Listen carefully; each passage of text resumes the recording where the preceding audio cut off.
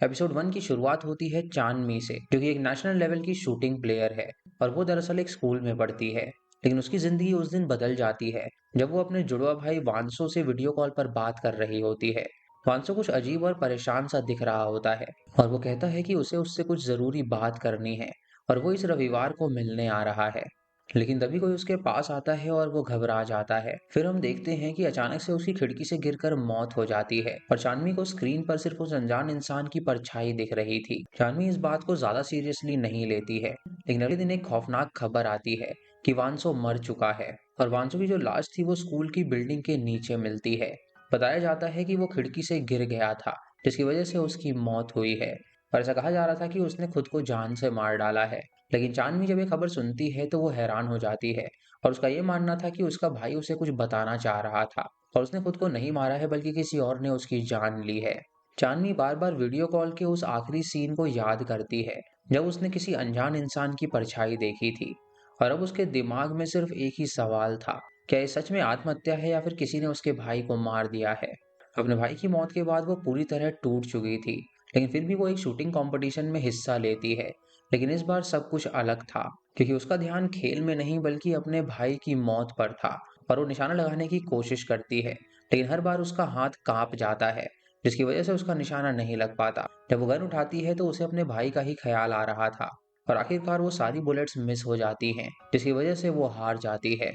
उसके मन में सिर्फ एक ही चीज थी कि अब कुछ भी हो जाए उसे सच्चाई का पता लगाना ही होगा। अब सीन शिफ्ट होता है और हमें सोयोन नाम का एक सिंगर लड़का दिखाया जाता है, जो कि बॉलिंग एरिया में काम किया करता था और उसकी जिंदगी पहले से ही परेशानियों से भरी हुई थी। सोयोन काम खत्म करके सीधा नर्सिंग होम पहुंचता है और वो हमेशा वहां पर अपनी माँ से मिलने के लिए आया करता था। लेकिन इस बार उसे एक झटका लगता है, क्योंकि रिसेप्शनिस्ट उसे बताती है कि मैनेजमेंट उसकी माँ को वहां से निकालने की बात कर रही थी, क्योंकि उसको काफी टाइम हो गया है और उसने हॉस्पिटल का बिल नहीं भरा है। ये सुन के सोयोन टेंशन में आ जाता है, लेकिन फिर भी वो खुद को संभालता है और रिसेप्शनिस्ट से कहता है कि मैं जल्दी पैसों का इंतजाम कर लूंगा, प्लीज मेरी माँ को यहाँ से मत निकलवाना। उसके बाद वो अपनी माँ से मिलने के लिए जाता है और उनसे मिलकर वो राहत महसूस करता है। लेकिन उसके दिमाग में अब सिर्फ पैसे की टेंशन चल रही थी और वो सोच रहा था कि आखिर वो इतने सारे पैसे कहाँ से लाएगा। जब वो वहां से बाहर निकलता है तो उसके सिर में अचानक बहुत तेज दर्द होने लगता है और वो अपना सिर पकड़ लेता है और बीच सड़क पर ही गिर के बेहोश हो जाता है। अब सीन शिफ्ट होता है और चांदनी पर आता है, जिसने अपने भाई को आखिरी बार वीडियो कॉल पर देखा था और वो अब उसके बारे में हर एक जानकारी इकट्ठा करना चाहती थी। शूटिंग कंपटीशन खत्म होने के बाद वो वापस से उस अनाथालय में जाती है जहाँ कभी वो अपने भाई के साथ रहा करती थी। उसे याद आता है कि जब वो और वांसो 8 साल के थे तब एक अमीर परिवार वांसो को गोद लेकर चला गया था। इसी वजह से वो अकेली पड़ गई थी और आज वो फिर से उसे वापस से देखने के लिए आई थी, लेकिन उसकी दुनिया में वांसो मौजूद ही नहीं था।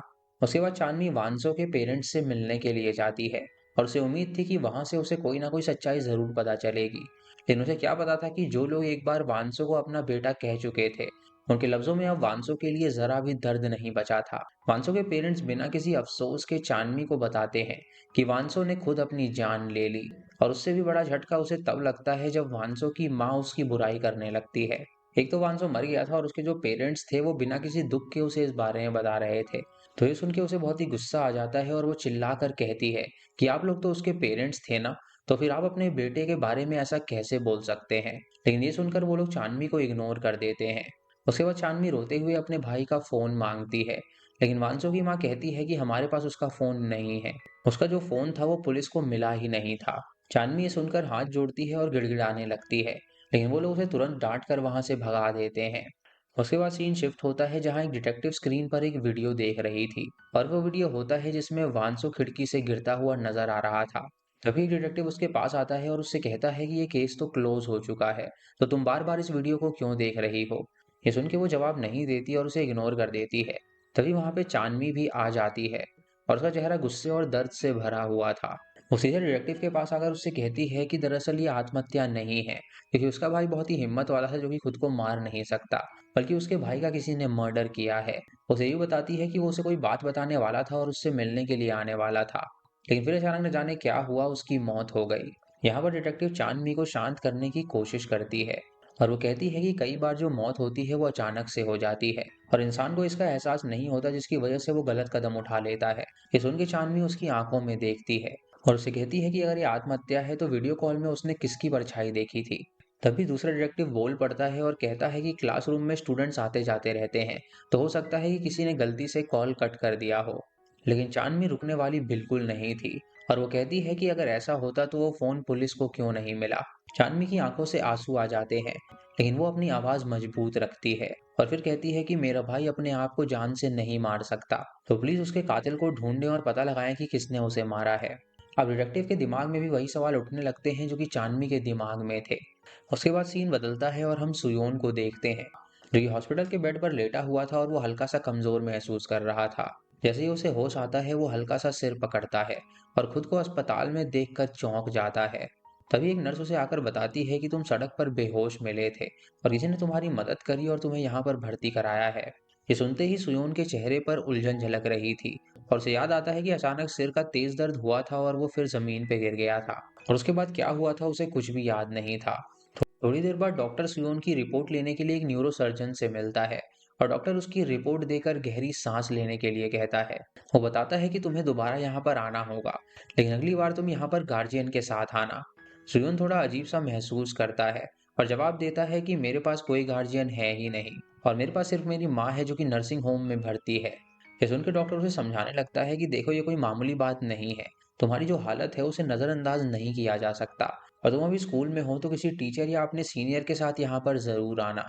अब डॉक्टर की ये बात सुनकर सोयोन के मन में हल्की सी बेचैनी होती है, लेकिन ऊपर से वो सिर हिलाकर चला जाता है और हॉस्पिटल से निकलते ही उसके कदम सीधे घर की तरफ बढ़ते हैं और वो अपने रोजमर्रा की जिंदगी में लौट जाता है। शाम को उसके फोन में हॉस्पिटल का मैसेज आता है कि आपने अपनी अपॉइंटमेंट मिस कर दी है, कृपया जल्द से जल्द संपर्क करें। लेकिन सुयोन मैसेज देखता है और उसे इग्नोर कर देता है और कहता है कि अब वो ठीक है तो वो वापस हॉस्पिटल क्यों जाएगा। दूसरी तरफ चांदनी एक दोस्त के साथ बैठी थी और उसकी दोस्त उसे गुस्से से देख रही थी। लेकिन चांदनी अब सोल में शिफ्ट होने वाली थी और वहीं एक नए स्कूल में एडमिशन लेने जा रही थी। उसके दोस्त को ये बात बुरा लग रहा था कि चांदनी उसे छोड़कर जा रही है। उसके बाद वो वहां से चली जाती है और ट्रेन में सिर्फ वो एक ही बात सोच रही थी कि मुझे अपने भाई के कातिल को किसी भी हाल में ढूंढना है। इधर सुयोन बॉक्सिंग रिंग में था और सामने वाला ओपोनेंट बार बार गिर रहा था, लेकिन सुयोन लगातार उसे घूंसे बरसाए ही जा रहा था। इतने में लोग उसे बीच में आकर रोकने लगते हैं, क्योंकि अब लड़ाई खतरनाक हद तक आगे पहुंच चुकी थी। उसका कोच जो होता है वो सुयोन के पास आता है और उसे कहता है कि तुम इतने अच्छे बॉक्सर हो तो तुम मेरे प्लेयर क्यों नहीं बन जाते। लेकिन सुयोन उसे मना कर देता है और उसे कहता है कि मुझे इन सब से कोई मतलब नहीं है, मुझे बस पढ़ाई पे ध्यान देना है। जब सुयोन सड़क पर बेहोश होकर गिर पड़ा था तब किसी ने उसका स्कूटर चुरा लिया था और वो इंटरनेट पर चेक करता है और देखता है कि उसका स्कूटर सेकेंड हैंड मार्केट में बेचा जा रहा है। उस स्कूटर पर डेंट और स्क्रैचेस थे, लेकिन पहचानने में कोई भी गलती वो नहीं करता और बिना समय गवाए वो स्कूटर लेने के लिए तुरंत निकल पड़ता है। इधर हम देखते हैं कि चांदनी उसी स्कूटर को खरीद चुकी थी और जैसे ही वो वहां से निकलने वाली होती है तभी सुयोन वहां पर पहुंच जाता है और गुस्से में वो चांदनी से कहता है कि ये स्कूटर मेरा है। लेकिन चांदनी ये सुन के हैरान हो जाती है और उसे कहती है कि मैंने स्कूटर को पैसे देकर खरीदा है।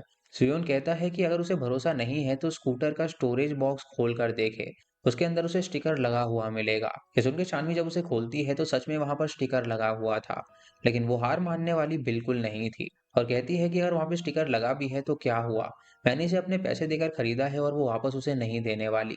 सुन उसे घूरता है और उससे कहता है कि इसका मतलब ये है कि तुम भी चोर हो और तुमने चोरी का शूटर खरीदा है और उसे लौटा भी नहीं रही हो।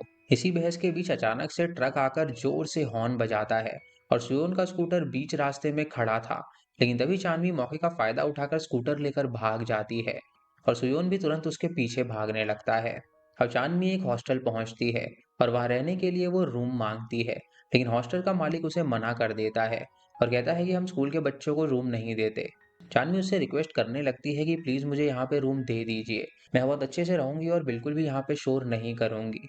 चांदनी जिस दुकान से स्कूटर खरीद कर लाई थी वहां चोरों ने ट्रैकिंग डिवाइस लगाया हुआ था ताकि वो फिर से उसके स्कूटर को चुरा सके। अब वो स्कूटर को ढूंढते हुए उसी जगह पर पहुंच जाते हैं, लेकिन सुयोन भी वहां पर आ गया था। वो समझ चुका था कि ये लोग फिर से उसी स्कूटर को चुराने के लिए आए हैं और चोर जब उसे देखते हैं तो वो तुरंत वहां से भागने लगते हैं, लेकिन सुयोन भी उनका पीछा करने लगता है। सुयोन अकेले ही दो चार लोगों से भिड़ जाता है, लेकिन तभी एक चोर उसके सिर पर जोर से गमला मारता है जिससे सुयोन का सर फिर से दर्द होने लगता है और वो चोर ये देखकर वहां से भाग निकलते हैं। सुयोन लड़खड़ा रहा था और उसे होश नहीं था और पीछे से एक गाड़ी तेजी से उसकी तरफ आ रही थी, लेकिन तभी चांदनी वहां पर आ जाती है और सुयोन को धक्का देकर बचा लेती है। अगर वो 1 सेकंड भी लेट होती तो सुयोन की ज़िंदगी नहीं बचती। चांदनी अब सुयोन की तरफ देखती है और उससे कहती है कि मैंने पैसे देकर तुम्हारा स्कूटर खरीदा है, लेकिन उसे नहीं पता था कि ये जो स्कूटर है वो चोरी का था। अब तो मैंने तुम्हारी जान भी बचाई है, तो यही बात को ख़त्म करते हैं। उसके बाद चांदनी अपने भाई के किलर को ढूँढने के लिए एक स्कूल में एडमिशन ले लेती है और वो उसी स्कूल में पढ़ने लगती है जहाँ पर उसका भाई पहले पढ़ा करता था। चांदनी सोच रही होती है कि वो कैसे भी उसके भाई के किलर को ढूँढ के रहेगी और स्कूल आते वक्त उसकी टक्कर सुयोन के बाइक से होने वाली थी। लेकिन चांदनी खुद को बचाने के चक्कर में कचरे में गिर जाती है और सुयोन उसकी मदद करता है और उसे बाहर निकालता है। लेकिन इस वजह से चांदनी का जो शर्ट था वो गंदा हो गया था और ये देखकर सुयोन अपनी जैकेट उसे देता है और वहां से चला जाता है। अब स्कूल में चांदनी को देखकर लड़कियां नोटिस करती हैं कि उसने सुयोन का जैकेट पहना है और ये देखकर एक लड़की जीवन पर चढ़ जाती है और क्लास में भी यही चर्चा होने लगती है और सुयोन को टीचर से ये सुनने को मिलता है कि उसने सही यूनिफॉर्म क्यों नहीं पहनी। तभी चांदनी अपने बैग से ब्लेजर निकाल के उसे पहनने के लिए देती है और क्लास के लोग इससे काफी ज्यादा हैरान हो जाते हैं। फिर उसी स्कूल में एक और लड़के की एंट्री होती है जो कि बहुत प्रभावशाली परिवार से आता था और क्लास में बैठने पर एक लड़की उसे देखकर आंख मारती है। चांदनी स्कूल में शूटिंग टीम ज्वाइन करती है और वहीं पे उसे एक लड़की भी मिलती है। चांदनी को इस लड़की से ये जानकारी मिलती है कि वांसो की एक गर्लफ्रेंड हुआ करती थी और उसने एक बार एजेंट की फोटो चांदनी को भी दिखाई थी। चांदनी इस बात से हैरान हो जाती है कि सुयोन के पास एजेंट का फोन कैसे आया। चांदनी फिर सुयोन का पीछा करती है और हॉस्पिटल पहुंच जाती है जहां सुयोन डॉक्टर से मिलता है और डॉक्टर से पता चलता है कि सुयोन को ब्रेन ट्यूमर है और ट्यूमर की लोकेशन के कारण उन्हें सर्जरी करनी पड़ेगी। डॉक्टर कहता है कि फिलहाल तो कुछ नहीं किया जा सकता और सुयोन डर के साथ डॉक्टर से पूछता है कि उसके पास कितना समय है।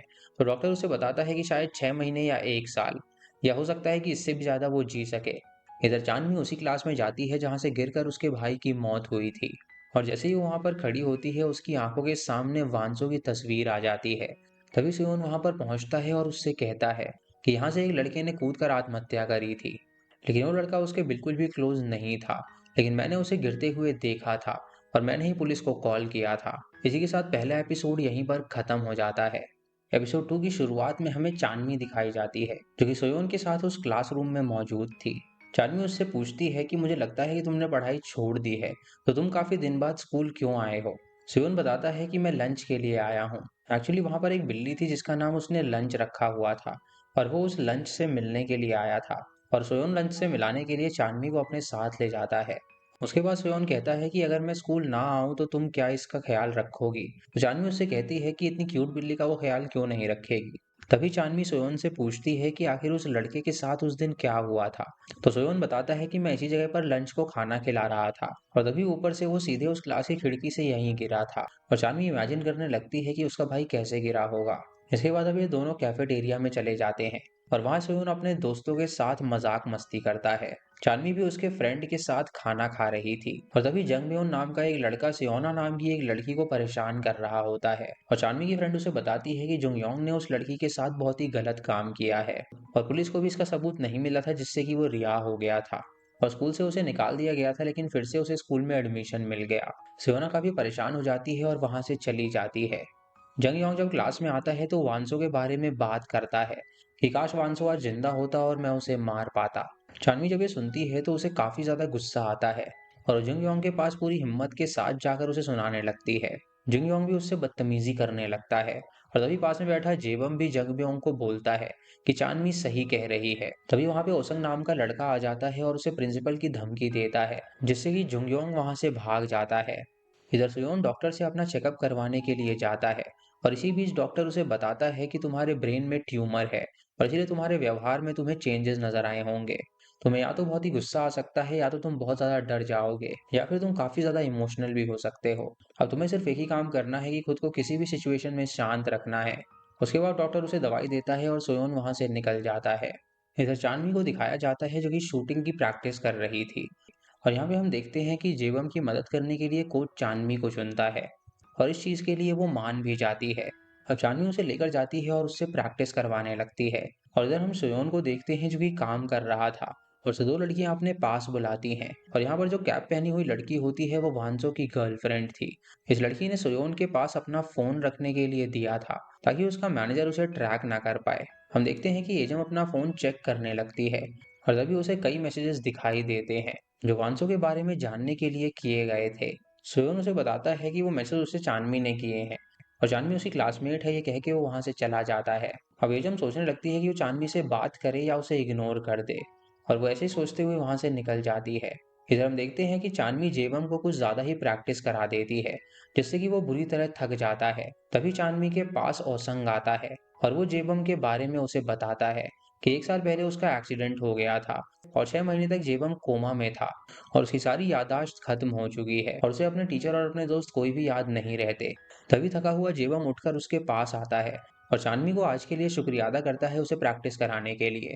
उसके बाद वो सभी वहां से निकल जाते हैं और चांदनी जब अपने हॉस्टल जा रही थी तो जेबम उसे देख लेता है और वहीं पर रुककर वो चांदनी का नंबर लेता है। और उनके निकलने जाने के बाद सोयोन और चांदनी की मुलाकात होती है। सोयोन उससे एक के बाद एक सवाल पूछने लगता है कि वांसो, अब तुम एक दूसरे को कैसे जानते हो, और तुमने मुझे बताया क्यों नहीं कि एजल के मोबाइल पर तुमने ही कॉल और मैसेजेस किए थे। जानवी सुन के उससे कहती है कि उसे नहीं पता था कि मोबाइल उसके पास था, और ये सब सुनकर उसे बहुत ज्यादा दुख हो रहा है। अब सीन शिफ्ट होता है और अगले दिन हम क्लासरूम में देखते हैं कि सोयोन को दर्द शुरू हो जाता है और वो इसीलिए क्लास से बाहर टॉयलेट में चला जाता है।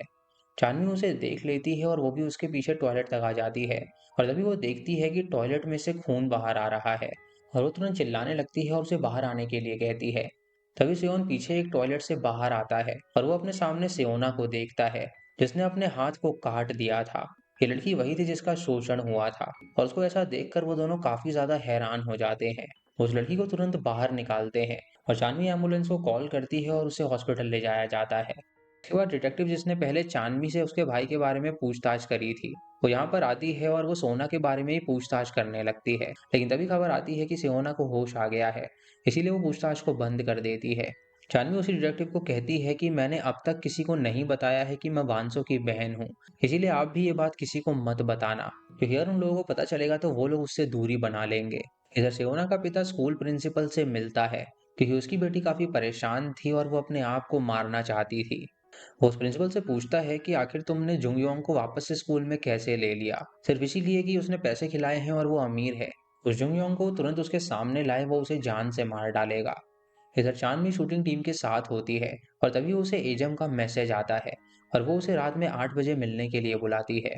अब चांदनी ठीक 8 बजे उससे मिलने के लिए सड़क पर आ जाती है, लेकिन एजम की जगह उसकी फ्रेंड आती है। लेकिन चांदनी ने पहले एजम की फोटो देखी हुई थी, इसीलिए वो उसे एक ही झलक में पहचान लेती है कि वो एजम नहीं है।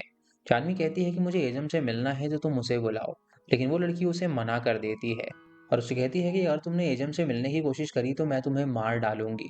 और ये कहकर वो तुरंत वहां से जाने लगती है। ये सुन के चांदनी उससे कहती है कि अगर एजम के दिल में वांसो के लिए थोड़ा भी प्यार बचा होगा तो वो उसे मैसेज करेगी। ये सुन के उसकी फ्रेंड उससे कहती है कि अगर उसे वांसो के बारे में जानना है तो एजम से ना मिले, बल्कि वो इम स्वामी से मिले।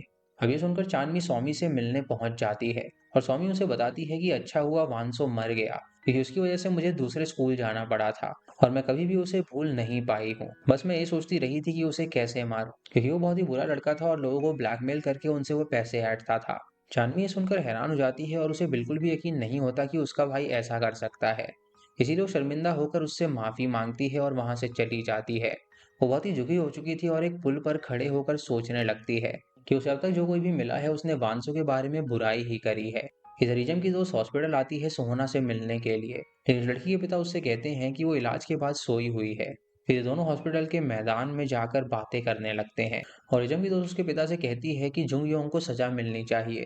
उसके बाद इजम की दोस्त सोयोन से मिलती है और उसे कहती है कि तुम्हें पैसों की जरूरत है तो तुम मेरा एक काम करो। पहले तुमने मेरी मदद की थी, लेकिन मेरे पिता ने कुछ पैसे देने चाहे तो तुमने मना कर दिए थे। और उसके बाद हमें यहाँ पे एक सीन दिखाया जाता है जिसमें एजम की दोस्त जब स्कूल में आई थी तो कुछ लड़कियों ने उसे बुरी तरह मारा था, लेकिन तभी वहां पर सोयोन आकर सबको बुरी तरह मारता है और एजम की दोस्त के सामने उन्हें हॉस्पिटल में मांगने के लिए लगाता है। उसके बाद सीन कट हो जाता है और सोयोन कहता है कि रात बहुत हो चुकी है तो तुम्हें घर जाना चाहिए, क्योंकि उसने सोयोन से कहा था कि जुंगयोंग को हमें कुछ सजा देनी होगी। तुम्हें उसे इतना मारना है जब तक वो स्कूल को ड्रॉप करने के लिए मान नहीं जाता, और मैं इसके बदले तुम्हें ढेर सारे पैसे दूंगी। मैं तुम्हारे जवाब का कल तक वेट करूंगी। और उसके बाद वो दोनों अपने अपने घर चले जाते हैं। अब सुबह हो चुकी थी और सोयोन को एक कॉल आता है जिसमें उसे कहा जाता है कि तुम्हारी मम्मी को निमोनिया हो गया है। और ये सुनकर वो तुरंत हॉस्पिटल पहुंच जाता है। वो अपनी माँ को देखकर बहुत ही दुखी हो जाता है कि उसके पास पैसे नहीं थे अपनी माँ का इलाज कराने के लिए, और इसीलिए वो एजम की दोस्त की बात मान लेता है वो अपने मुंह को काले कपड़े से पूरी तरह बांध लेता है और जंग योंग के रूम में चला जाता है। वो जंग योंग को बुरी तरह मारता है और उसे बंदी बना लेता है। वो उसे ये भी कहता है कि मैं तुम्हें इसीलिए मार रहा हूँ क्योंकि तुमने उस लड़की सोहना के साथ बहुत गलत किया है। ये सुन के जंग योंग डर जाता है और वो स्कूल छोड़ने के लिए तैयार हो जाता है। जब सेओन वहां से जाने ही वाला था तो जुंगयोंग उसे सोहना को ब्लैकमेल करने वाली फोटोज दिखा देता है।